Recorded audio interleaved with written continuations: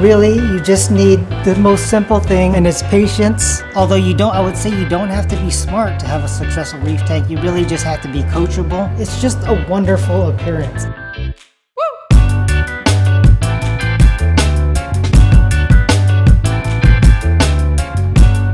First tank I want to show you is my 120 gallon. So this tank measures 4 feet by 2 feet by 2 feet. It's lit by T5s and LEDs. All the corals you see in here were grown from 1-inch fragments. And when you have a tank this old, there are 3 things that you need to stay on top of. Number 1 is flow. As the corals grow, the flow needs of each of these corals is just going to increase. So every time you see this tank, most likely the power heads are going to be in a different position, and over time I'll just be adding more power heads. So the other thing you have to worry about is corals getting so big that they start touching each other and start shading each other out. They can even shade themselves out and start dying from the bottom. So that's one reason why when you see this tank over the years, it doesn't really look like it's growing a lot. And that's because I'm constantly staying on top of trimming. The third thing you need to worry about is removing all the detritus. You can think about over the years, if you have this detritus trap or you have this detritus accumulating in a corner or within the rock, it really has a negative impact on coral health in my experience. The one thing that this tank probably illustrates best is that all the equipment, all the additives, everything, the method, it has been around for over 14 years now. So that just illustrates that techniques that we used back then are definitely still valid today. You don't need the latest and greatest equipment. You don't need the latest and greatest additive. You really just need patience, and you need to know obviously what you're doing, which is not that hard to figure out. So down here in the sump is pretty simple. I have a 100 micron filter sock, a protein skimmer, phosphate remover, and I add calcium, alkalinity, and magnesium to make up for what the corals take up. So the next tank I want to show you is my 40 gallon breeder.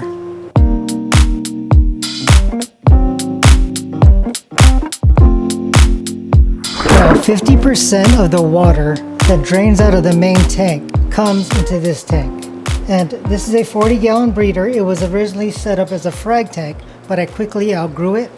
The theme of this tank is a arch full of stony corals. It's actually more of a mixed tank.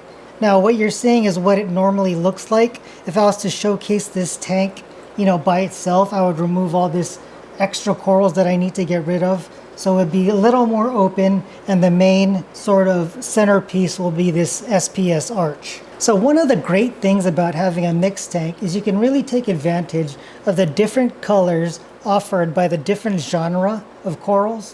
What I mean by that is Acropora are really bright, colorful, but they're sort of lacking in magentas, they're lacking in oranges, but they really have strong blues, can have strong reds and strong pinks and yellows. And in a mixed tank, not only can you have the movement of soft corals and LPS, you can really balance out the colors to make the whole tank pop. So the next tank I want to show you is my 50 gallon frag tank.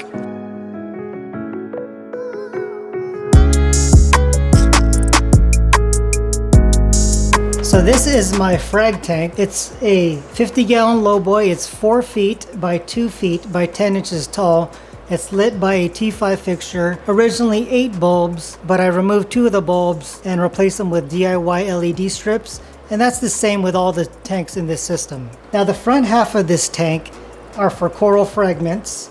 And the back half I'm using more for like growing out colonies, or I have some duplicate pieces in there. The flow is with these gyre pumps. It really took me a while to get flow correct in this tank, but I'm happy that I finally figured it out. There's a separate heater in here, and there's a separate temperature probe, and that's because this tank is so far downstream of the sump. Drainage from the 40 gallon breeder that I just showed you goes into this tank.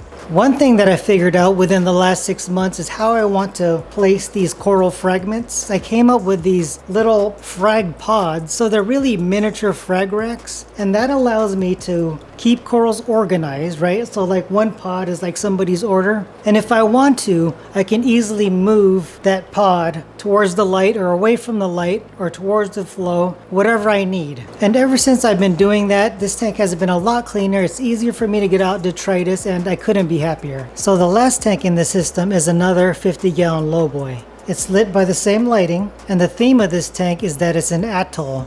I don't want to give away too much of this tank because I hope to do a separate video on this tank soon.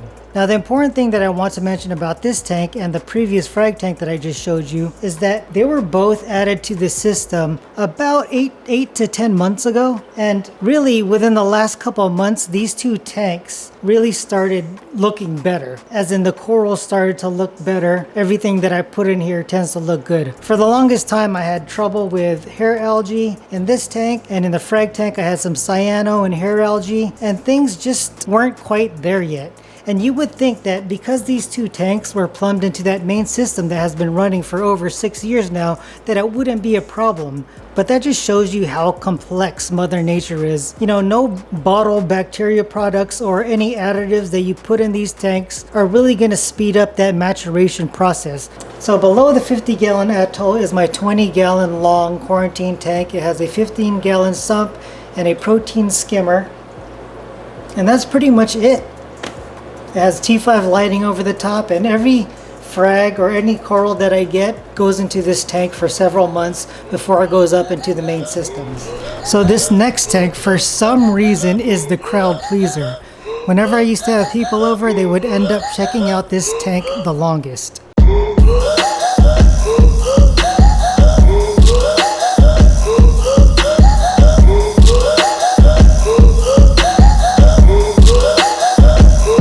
So this is my 140 gallon. It's 5 feet long by 3 feet wide and 16 inches tall. It's custom made. It is peninsula style with the overflow back here. Now there's really no need to show you or talk about much about what's going on below as far as filtration. It's the same thing as the other system, but I did want to talk about what makes this tank unique, and it's these metal halides. There are two 250 watt metal halides, DIY LED fixtures in the corners, and a Reefbreeders fixture in the middle. But I did have a customer recently who is sort of on the fence of going with metal halide. And first of all, I'll talk about the heat, because that's usually the first thing that somebody talks about when they talk about metal halides, or they're hesitant to go with metal halide, is the heat.